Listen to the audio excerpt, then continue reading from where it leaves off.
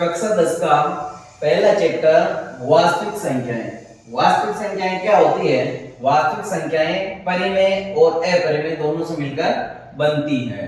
परिमेय संख्या को Q से लिखते हैं, अपरिमेय संख्या को T से लिखते हैं। परिमेय संख्या क्या होती है? ऐसी संख्या जिसे P बटे Q के रूप में व्यक्त किया जा सकता है जहां Q बराबर 0 नहीं हो।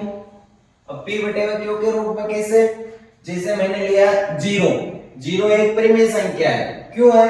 क्योंकि देखो यहाँ पे बटे में कुछ नहीं है तो अपन 1 लिख सकते हैं, यहाँ पे 2 के नीचे कुछ नहीं है तो 1 लिख सकते हैं। तो इसका मतलब P का मान 0 हो गया और Q का मान 1 हो गया, तो P बटे Q के रूप में हो गई 0 और Q की जगह 0 नहीं होना चाहिए। मतलब बटे में अगर 0 नहीं होगा तो वो परिमेय संख्या होगी। ठीक है, जैसे 22 बटे 7 √4 जो क्या होगा? √4 किसका वर्गमूल होता है? 2 का। तो इसका मतलब √4 का मान हो जाएगा 2। इसका मतलब 2 बटे में कुछ नहीं है तो 1। इसका मतलब 2 बटे 1 जो क्या हो जाएगी? परिमेय संख्या। इसी तरह अपरिमेय संख्या जिसको T से लिखते हैं, इसमें क्या होगा? ऐसी संख्या है जो रूट में आएगी और उसका जो है मान जो है पूरा नहीं निकलता है। जैसे √2 का मान होता है जैसे 1.414 और आगे और भी है। ठीक है, तो इसका मतलब इसका मान जो है पूरा नहीं निकल रहा है। इसी तरह √3 की बात करें तो √3 का मान होता है 1.732 और ये आगे चलेगा। इसी तरह पाई भी जो क्या हो जाएगी? एक अपरिमेय संख्या है। क्यों?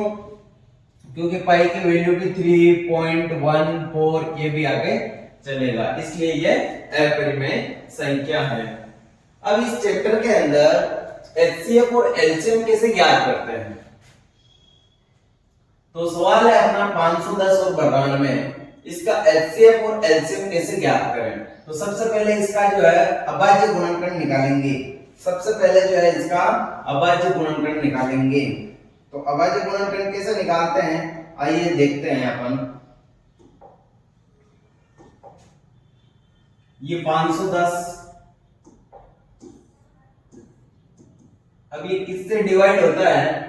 ये अगर 0 2 4 6 8 अगर इकाई का अंक अगर 0 2 4 6 8 हो तो वो 2 से भाग जाएगी या 2 से भाग जाएगा।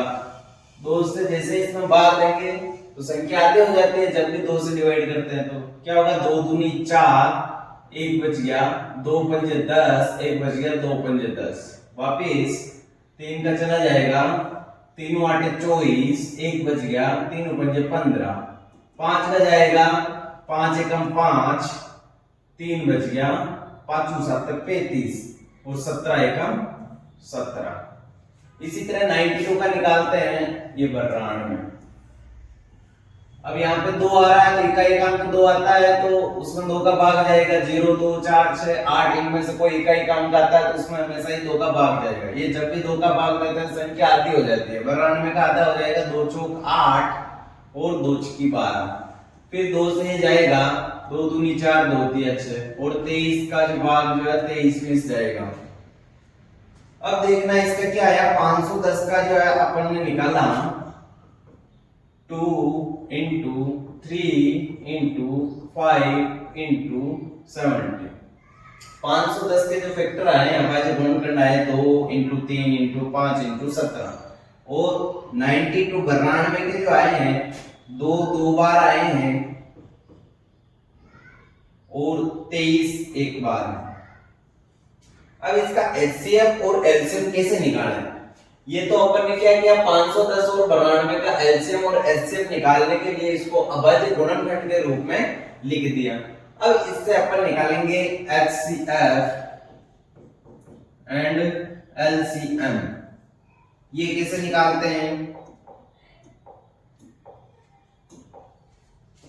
तो इसके लिए अपने को क्या करना होता है? एचसीएफ निकालने के लिए इसमें अपने को संख्या देखनी होती है सेम टू सेम लेकिन कम घात वाली। सेम टू सेम लेकिन कम घात वाले। एचसीएफ निकालने के लिए इसमें देखना होता है सेम टू सेम लेकिन कम घात वाले, कम पावर वाले या कम घात वाले। और एलसीएम निकालने के लिए क्या करते हैं? सेम टू सेम, लेकिन उसमें ज्यादा घात वाले लेंगे। सेम टू सेम लेकिन ज्यादा घात वाले। और इसके अलावा जो बाकी जो शेष बच रहे हैं उनको भी अपन लेंगे। कैसे देखते हैं।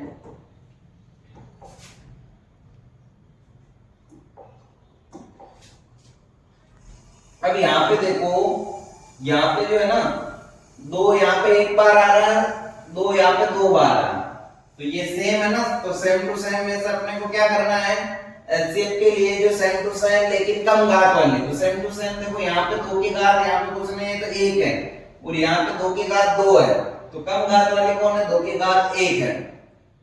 तो सेम टू सेम में से आपको कम घात वाले लेंगे, इसका मतलब 2 की घात 1 हो जाएगा। इसके अलावा और कोई सेम नहीं है, सेम नहीं है, तो इसका मतलब अपन क्या करेंगे, यही रहेगा एचसीएफ 2 एक बार, इसका मतलब क्या हो गया, एचसीएफ 2 आ गया।